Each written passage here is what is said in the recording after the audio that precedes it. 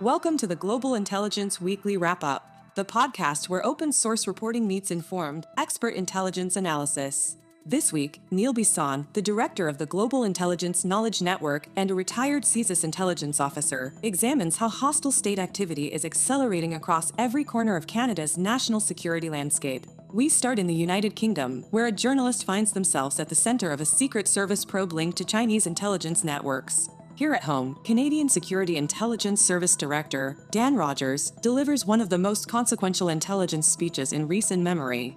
The director warns that Russia and China are dramatically stepping up their operations in Canada's Arctic, exploiting our geography, infrastructure gaps, and global competition for the North. The director's first ever annual speech also revealed stunning domestic shifts. Nearly 1 in 10 terrorism investigations now involves a minor, as radicalization pipelines push deeper into Canada's youth. And for the first time, CSIS publicly acknowledged disrupting potentially lethal plots by Iranian intelligence services against individuals inside Canada. And overseas, a major act of sabotage on a key Polish rail line, one vital to aid delivery in Ukraine, shows how Europe's hybrid conflict is expanding into direct attacks on allied infrastructure. Together, these stories paint a clear picture. The threats facing Canada and its partners are converging, evolving, and increasingly operating across multiple domains at once. What are you waiting for? Let's get started.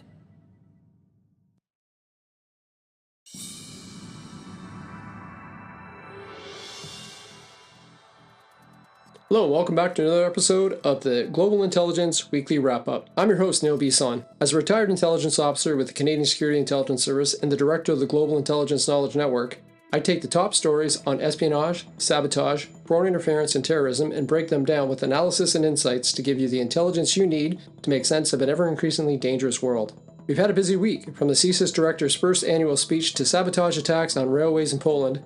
There's a lot to discuss, so let's dive in. For our first segment this week, we head to the United Kingdom, where there's been a startling development with the potentially far-reaching implications for press freedom and intelligence state relations. A journalist working for BBC is reportedly being investigated by UK Secret Service agencies in connection with alleged ties to Chinese espionage activity. According to the article, the inquiry is still unfolding, but the mere fact that a media professional is being subject to state intelligence probe raises critical questions about how democratic states balance national security concerns with the role of independent journalism. This case illustrates multiple layers of complexity. On one level, it underscores the espionage threat posed by People's Republic of China that is shifting out of traditional military or industrial theft domains and into the realm of influence and information operations, places where journalists, academics, and other communicators may find themselves under scrutiny, either deliberately or inadvertently. For example, being a conduit of information or having access to networks of influence can make a journalist vulnerable to recruitment or exploitation, or at least the target of suspicion. On another level, the investigation raises an uncomfortable tension. If journalists can be the subject of a counterintelligence investigation simply by the nature of their role or contacts, how does a government ensure that press freedom isn't compromised in the same name of security? The balance here is delicate. Democratic governments must protect sensitive national security interests, yet they also must safeguard the independence of media and avoid chilling effects on investigative journalism or foreign reporting. In this instance, the article notes that the journalist's exact role, alleged activities, or the evidence underpinning the probe remain opaque. Observers suggest that the mere announcement of such an investigation sends multiple messages to adversary states that the UK, and by extension other Western states, are alert to intelligence penetration. To journalists and media organizations that the protective mantle of the newsroom is not immune to the intelligence world, and to domestic audiences that national security threats now include more subtle, less visible forms of influence than perhaps they previously understood. Historically, Western intelligence services have targeted journalism in limited ways, monitoring communication, cultivating sources, or recruiting assets. But public acknowledgement of investigation against journalists, especially in connection with foreign state espionage, remains rare and controversial. The UK has seen earlier cases of journalist surveillance and government intrusion into media communications, which has sparked debates about the rule of law and rights protection. For Canada and its allies, the timing of the story is significant. As we see expanding foreign intelligence activity, whether by Russia, China, Iran, or others, The vulnerability of open societies to recruitment or penetration of traditionally safe zones, academia, journalism, think tanks, etc., grows. The possibility that a journalist might be under investigation for espionage-related reasons should raise the alarm in Ottawa as much as in London, that the open societies we value are also being targeted in new ways. Analysts warn that while national security agencies must have tools to investigate potential threats, the criteria for pursuing such cases must be transparent, systematic, and subject to oversight, especially when they involve members of the free press. Some point out the ambiguity and secrecy around investigations can lead to guilt by association, outcomes whereby journalists and foreign contacts may be fairly stigmatized or self-censored. Others note a more strategic dimension. When democracies publicly reveal investigations of journalists tied to foreign intelligence, they are deploying a form of deterrence. The message to potential adversaries is, we're watching. But the risk is that the deterrence may come at a cost of media independence and public trust if not managed within a clear legal and ethical framework. This emerging story of a BBC journalist under investigation for alleged ties to Chinese intelligence is more than a media industry drama. It's a warning sign that the front line of intelligence competition may include the realm of journalism, and that democratic societies must strengthen their framework to protect both national security and press freedom. For Canada, the takeaway is unmistakable. State-sponsored intelligence threats are increasingly entering domains once considered outside the purview of national security agencies, and the response must be equally comprehensive, integrating intelligence, legal, civil society, and media sector strategies.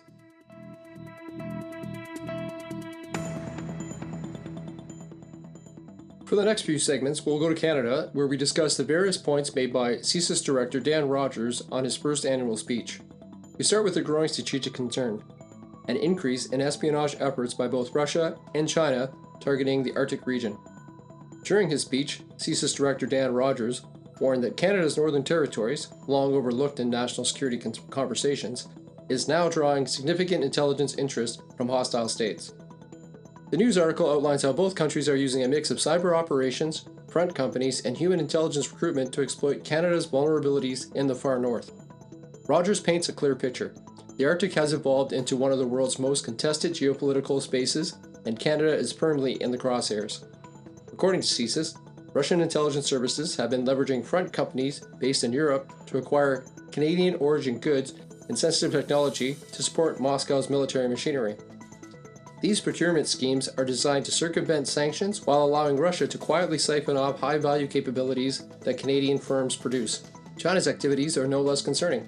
CSIS notes increasing attempts by Chinese entities to recruit Canadians, particularly those with military or technical backgrounds, to support Beijing's intelligence objectives. For China, strategic competition in the Arctic is part of a broader effort to expand its influence in regions traditionally dominated by Western nations. Taken together, these efforts reflect a coordinated push by Russia and China to gather intelligence, gain access to critical infrastructure, and prepare the ground for a long-term strategic advantage. From an intelligence perspective, this is entirely predictable. As climate change opens new shipping routes and exposes previously inaccessible resources, the Arctic's value grows economically, militarily, and geopolitically. That makes Canada's Northern Territories a prime target not only for espionage, but for influence operations and covert access. Canada's renewed attention to Arctic sovereignty has not gone unnoticed. Ottawa has committed roughly $1 billion to support infrastructure projects in the region, a long overdue investment given decades of underfunding. However, the sudden recognition of the Arctic's importance has also highlighted how vulnerable Canada remains. The reality is how much of Canada's Arctic infrastructure, from ports to communication systems, lags behind that of other circumpolar states. Sparse population, limited surveillance capabilities, and vast distances makes the region difficult to monitor or defend. These gaps create an ideal environment for foreign adversaries to test batteries, probe networks, or cultivate contacts under the pretext of scientific cooperation or commercial partnership. This isn't an isolated trend. Russia has already heavily militarized its Arctic coast, while China has repeatedly declared itself a near-Arctic state, a term it invented to justify deeper involvement in northern affairs. The intelligence activities we are now seeing in Canada fits into broader geopolitical ambitions. Security professionals and Arctic analysts have long warned that Canada's north represents one of the country's softest targets. They point out that the combination of climate-driven access, under-resource monitoring, and expanding foreign interests set the stage for increased espionage, cyber intrusion, and covert influence activity. Experts also caution that many of the risks are not obvious at first glance. Partnerships that appear benign, such as research collaborations, mineral exploration deals, or scientific data exchanges, can serve as vehicles for foreign intelligence services. And unlike traditional intelligence collection, these activities often sit in the gray zone between commerce and espionage, making them hard to identify and regulate. From an intelligence practitioner's perspective, this shift represents a significant challenge. Hostile states are not simply gathering information. They are shaping the environment in ways that could give them future leverage over Canada's strategic infrastructure and Arctic governance. Canada's Arctic is no longer a remote or purely symbolic frontier. It is now a front line of global competition. The increase in Russian and Chinese spy activity underscores an urgent need for Canada to modernize its surveillance capabilities, bolster its northern infrastructure, and strengthen partnerships with Indigenous communities who play a central role in regional security. If Canada fails to keep pace, it risks losing both situational awareness and influence in a region that is becoming more strategically vital year by year. As global powers converge on the north, Canada must ensure its sovereignty is backed not just by policy statements, but by a robust intelligence, security, and infrastructure capability of withstanding the pressure of an increasingly contested Arctic.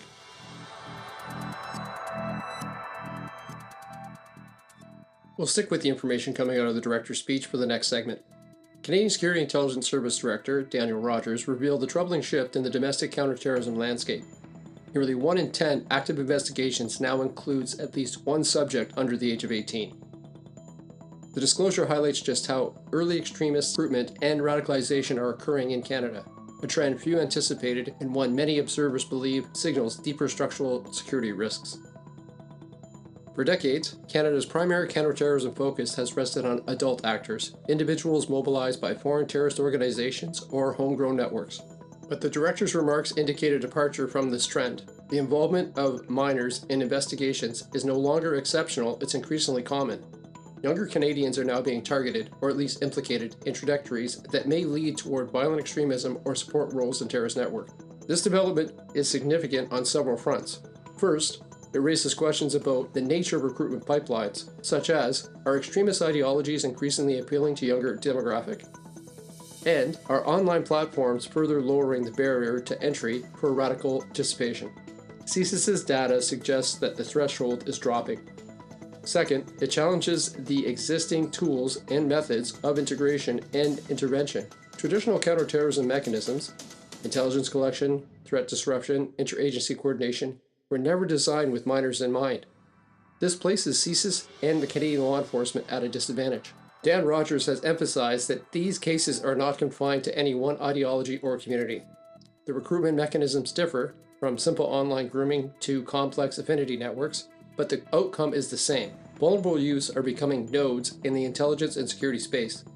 This means that Canadian security policy must adjust, not just in terms of detection and disruption, but in prevention, education, and community resilience. The surge in juvenile involvement comes against a backdrop of persistent threat evolution. While earlier waves featured well-defined extremist organizations, today's threats often appear in fluid forms: lone actors, hybrid networks, digitally enabled, or ideologically fragmented. CSIS has repeatedly warned that the threat environment has changed. Adversaries are exploiting new access points, including social media and clandestine recruitment. In that light, minors are not simply new targets, but express the broader shift towards a low-cost, high-impact extremist engagement. In parallel, Canada's social and digital landscapes have evolved dramatically. Youth engagement online has soared. Anonymity and virality have become tools of radicalization, and community ties, which traditionally acted as buffers, are under strain. These structural changes imply that the pool of vulnerable individuals is larger and more diffuse, complicating detection and intervention. Security analysts interpret Rogers' disclosure as a wake-up call. They argue that age-appropriate prevention strategies are urgently needed. For instance, school-based programs, digital literacy campaigns, and collaboration with Indigenous and remote communities where conventional outreach may not reach. Some experts also note that the privacy and civil rights dimension, investigating minors requires special care, and balance between security and rights becomes even more delicate. Others point out that CSIS's involvement in cases with minors suggests a blurring of the line between criminal justice and national security. Historically, cases involving youth would be routed through the child protection or juvenile justice system, but here they are elevated into the intelligence sphere. That raises governance questions. Which system leads? Who intervenes? and how are the outcomes measured? The revelation by CSIS that around 10% of its counterterrorism investigations now involve minors is both alarming and instructive. It signals that Canada's extremist threat is adapting, and in doing so, drawing in a younger generation. For policymakers, this message is clear. Counterterrorism cannot remain confined to intelligence agencies and uniformed responses. It must expand to include education, community engagement, digital oversight, and youth-centric intervention.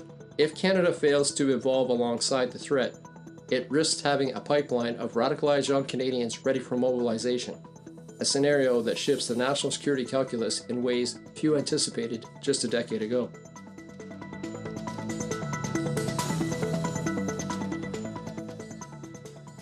In his first public annual speech, Dan Rogers disclosed that CSIS intervened this year to thwart potentially lethal threats posed by Iranian intelligence services against individuals residing in Canada.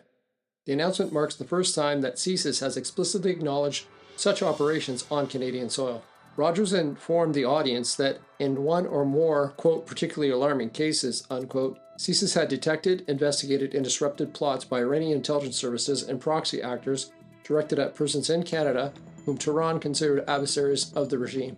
While Rogers did not provide specifics on targets, methods, or timing, his remarks signal a significant shift. Canada is no longer merely monitoring Iranian threats abroad.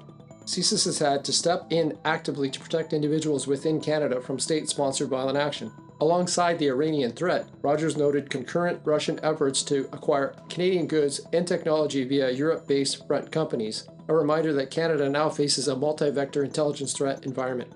The intertwining of state-sponsored kinetic risks, such as assassination or violent disruption, with procurement and influence operations represents a paradigm shift for Canadian national security architecture.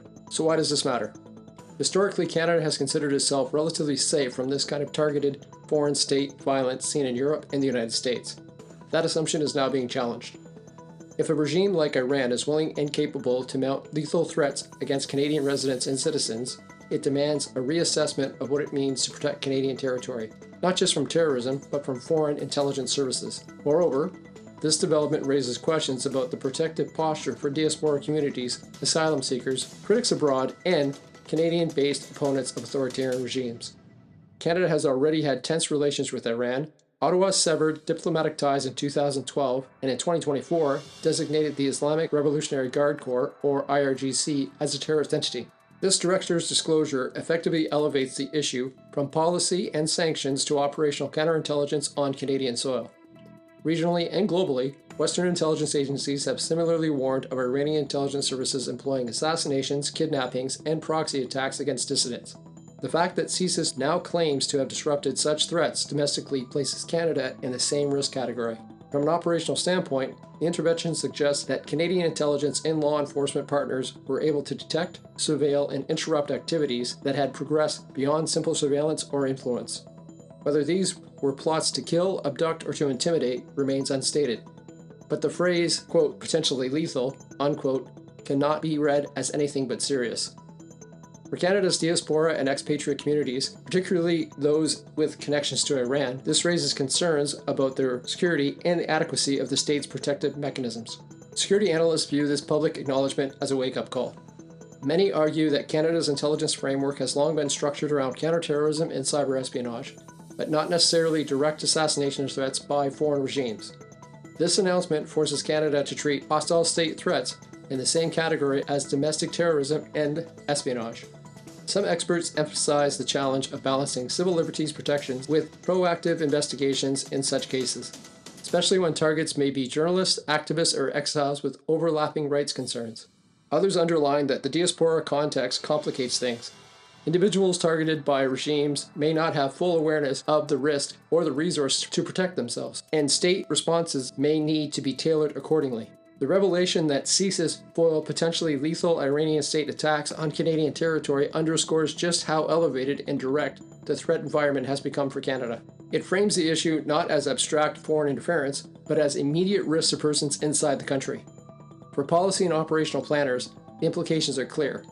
Canada must bolster protective measures for at-risk individuals improve intelligence sharing across agencies, and integrate counterintelligence strategies that reflect a broader spectrum of foreign state violence. In a world where regime adversaries are no longer fighting wars only abroad but acting inside Canada's borders, the distinction between foreign policy and domestic security is increasingly blurred.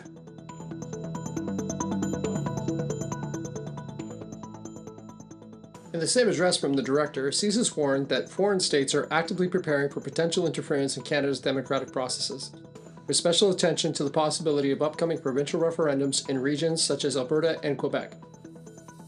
The message, foreign intelligence activity is no longer confined to federal elections but may extend into subnational votes and referendums where strategic advantages can be gained. The CSIS alert marks a shift in how Canada must view democratic process vulnerability.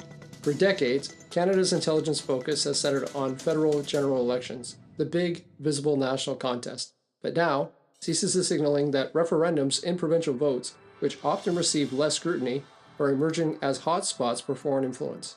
Here's what makes this change significant. 1. Scope of threat.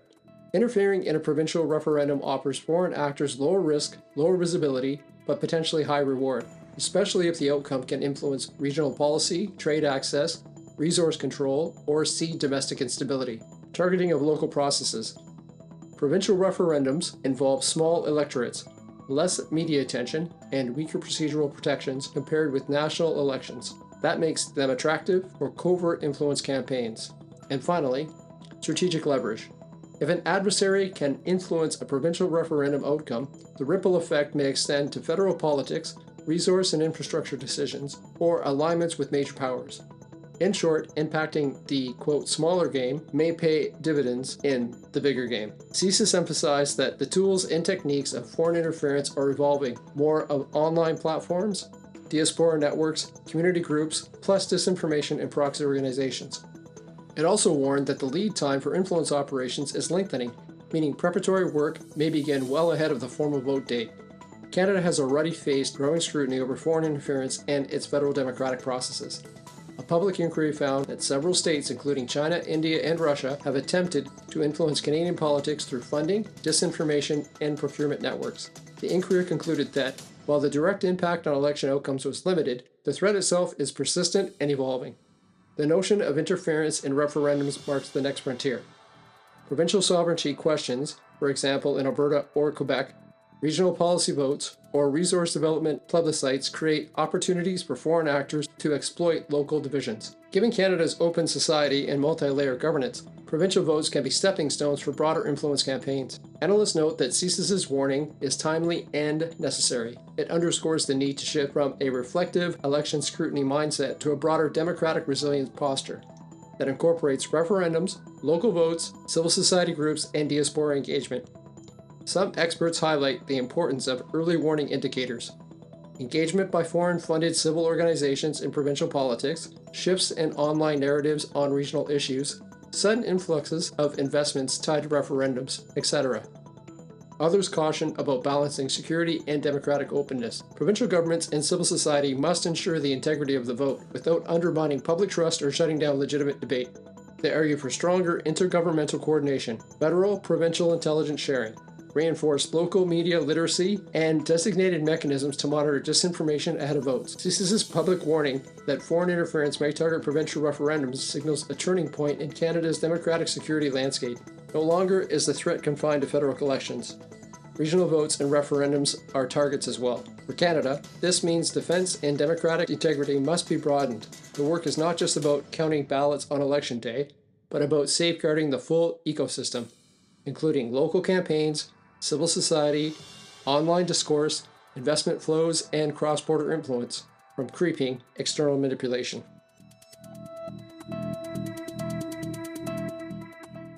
Let's take a deeper reading of the remarks by the director of CSIS, focusing not just on what he said in a recent public address, but what he didn't say, and what that omission might tell us about Canada's intelligence diplomacy in an increasingly contested world. Analysts suggest that the director's measured tone reflects a careful balancing act, signaling resolve to adversaries while avoiding escalation or diplomatic blow-ups. When Rogers laid out the CSIS's annual threat assessment, he highlighted three major adversarial vectors. 1. Russian procurement efforts. 2. Chinese attempts to recruit Canadians with expertise. And 3. Iranian state-linked plots that allegedly targeted Canadians. What stood out is how he framed these threats: direct, serious, unambiguous. But just as important was his choice of language and what he omitted. No attribution of specific names, no public detailed disclosure of methods, no mention of certain partner states, and minimal commentary on the broader foreign policy responses. Analysts interpret this careful calibration as an instance of intelligence diplomacy. On one hand, Canada is engaging in a public posture, letting the world know that hostile state espionage and violent coercion are not abstract risks, but immediate and real. On the other hand, by keeping details vague, Rogers leaves space for behind-the-scenes diplomacy, joint agency coordination with allies, and quiet retaliation or deterrence options without locking Ottawa into a specific line of action. In effect, the omissions function as a signal. For example, not naming specific companies or front firms limits legal exposure and preserves ongoing investigation. Not naming specific Iranian or Russian actors gives Canada freedom to escalate privately, to impose sanctions, expel diplomats, or build counterintelligence operations without public commitments. By choosing this path, the message to both adversaries and allies is clear. Canada sees you. You're on the radar, but this fight will continue in the shadows, for now. Canada's intelligence posture has historically leaned towards restraint, publicly calling out threats when politically necessary and preferring alliances, such as the Five Eyes and NATO, for major counterintelligence work. What the director's remarks reflect is a shift. More public acknowledgement of adversary activity, which itself is a deterrence tool, but also a continuation of Canada's preference for indirect action over public grandstanding. This trend coincides with other development: Canada's Arctic strategy, heightened concerns over diaspora targeting threats, and growing scrutiny of foreign procurement of Canadian technology. All of these put Ottawa at the intersection of intelligence, diplomacy, and trade, demanding a nuance balancing openness and secrecy. The choice to emphasize certain adversarial vectors while omitting others suggests Canada is calibrating its public message framework to support that balance. Security commentators note that one of the key advantages of Rogers' approach is flexibility. By signaling broadly rather than pointing figures in detail, Canada retains options. It allows Ottawa to preserve leverage, engage with partners quietly, and avoid being boxed into publicly committed responses. Some caution, however, that the risk of this approach is credibility. Repeated broad warnings without any public action may erode the deterrent effect over time. Another view is that this form of light public signaling supports Canada's middle power diplomacy.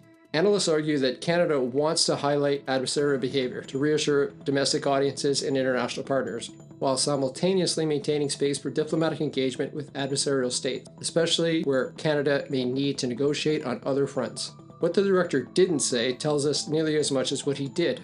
The omissions, specific names, explicit attribution are strategic. They reflect a Canada that recognizes the adversary environment is evolving and highly complex, and that it must act in multiple dimensions: intelligence, diplomacy, trade, technology, community resilience. By signaling the threat publicly while preserving room for nuance and private response, Ottawa is walking a fine line between deterrence and diplomacy, between visibility and discretion. For policymakers and intelligence planners alike, the key takeaway is that Canada's security messaging is now part of the strategic landscape. Not just what we say, but what we choose not to say.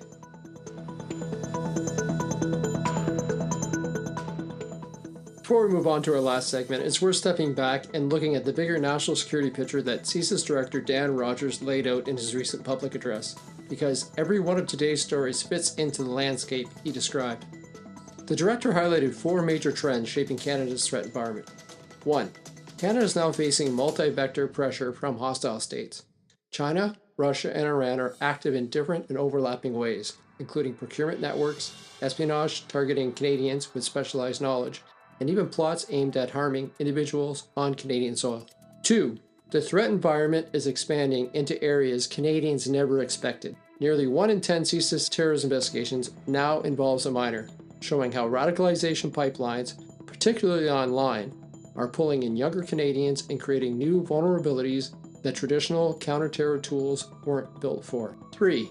Canada's democratic processes are becoming a focal point for foreign interference. Not only are federal elections being targeted, but provincial referendums and regional political debates are increasingly viewed as lower visibility opportunities for foreign states to shape Canadian outcomes. 4. CSIS is increasingly operating at the intersection of intelligence, diplomacy, and public communication. Rogers' public warnings function both as deterrent and as a quiet messaging. Rogers' public warnings function both as deterrence and as quiet messaging, signaling awareness of hostile activities while preserving flexibilities for private or covert responses. Together, these points underscore something crucial. Canada's national security challenges are evolving quickly, crossing multiple domains and touching Canadians directly. From our northern sovereignty to the online ecosystem shaping our youth, to democratic institutions, and even to targeted threats against individuals inside our borders.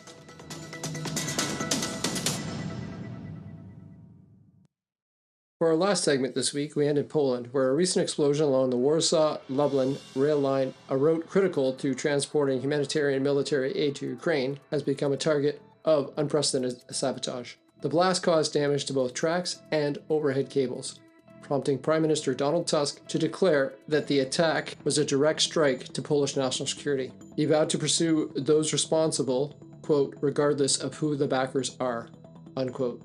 This incident represents a significant escalation in the broader hybrid conflict surrounding the war in Ukraine. First, the choice of target is telling.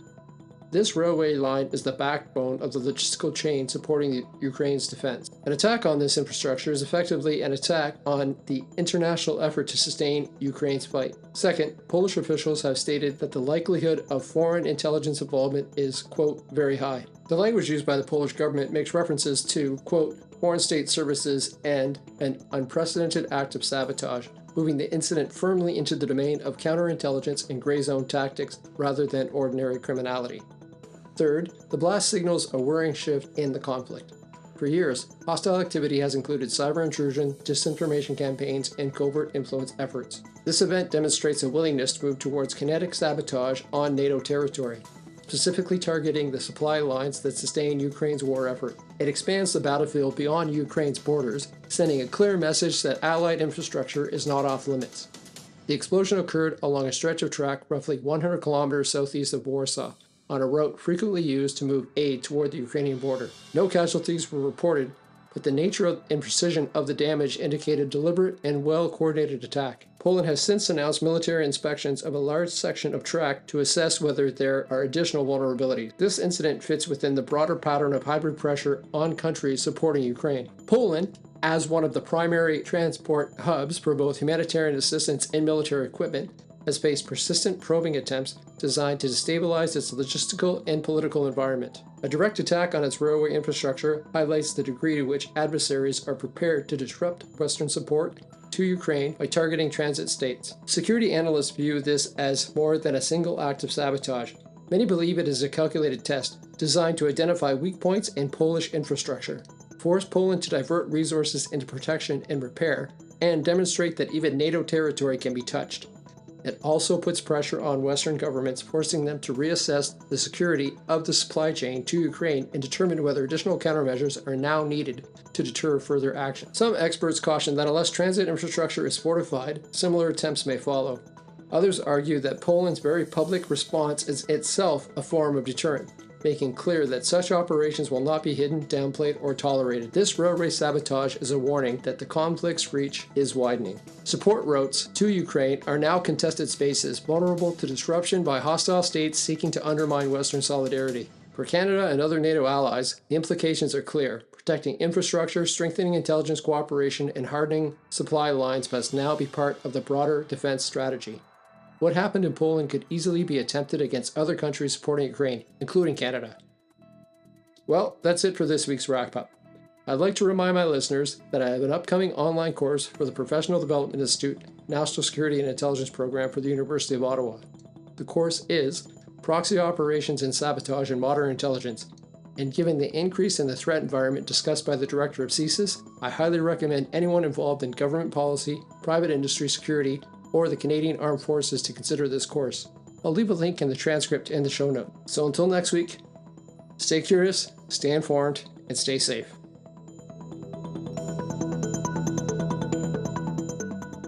That wraps up this week's Global Intelligence Weekly Wrap-Up. Thank you for joining us. This week, we looked at the investigation of a BBC journalist in the UK, highlighting how foreign intelligence activity is reaching deeper into democratic institutions. we examined CSIS Director Dan Rogers' warnings about growing Russian and Chinese operations in Canada's Arctic, the rising involvement of minors in terrorism investigations, and the troubling revelation that Iranian intelligence plotted potentially lethal actions on Canadian soil. We also reviewed CSIS's alert about possible foreign interference in upcoming provincial referendums, and the sabotage of a key Polish rail line, a reminder that hybrid warfare is expanding into Allied infrastructure. Each of these stories shows how intelligence threats are becoming more immediate, more complex, and increasingly closer to home. Producing this podcast takes extensive research and analysis. If you find value in this work, please consider supporting the show through Buzzsprout. Your contribution helps keep the Global Intelligence Weekly Wrap-Up independent and sustainable. Don't forget to subscribe, share the show, and leave a like and a review. Until next week, and as Neil always reminds us, stay curious, stay informed, and stay safe.